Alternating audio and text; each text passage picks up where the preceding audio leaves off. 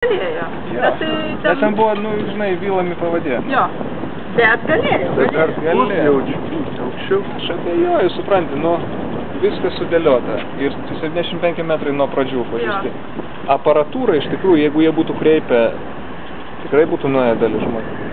Ir trečias dalykas, nu, tikrai neš tenai, žinai, savo misiniam galiom ten užkerėjau visus ir atvežiau tenai.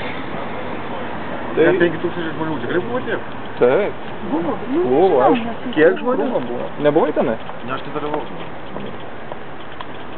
Tai, žinai, ko gero policija tiesiog, kadangi pati kalta, tai ieškojo kaltininkų. Tai toliau dar ieškojo? Bet tai kas įdomu, kad profsąjungų kaltė yra nepripažinta. Taip. O pagal šitą teismą yra dalis kaltės. Todėl dabar policija, jeigu norėtų, tai reikėtų... Čia, Algirdai, tu vienas buvai iš tų, ant kurio norėjo pakabinti visą tą dalyką. Šiaip tai dar Tetulytė buvo tenai minima kaip pirmoji. Dar galėtų subibilinėti su Tetulytė personažu.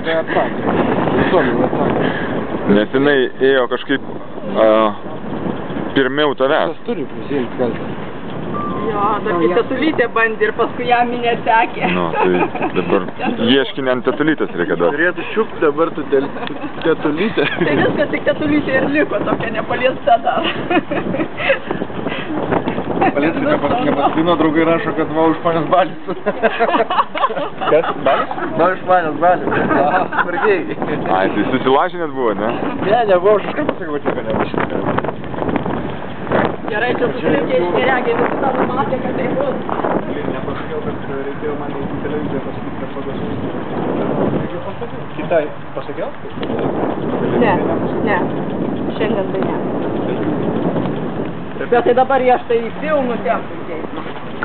Dabar visi štampai yra. Reikia, ne kitas. Reikia būti. Reikia advokatės. Bet kitai paskui TV3 dar nepaėmė interviu, tu paims pasakysiu. Ai, nu.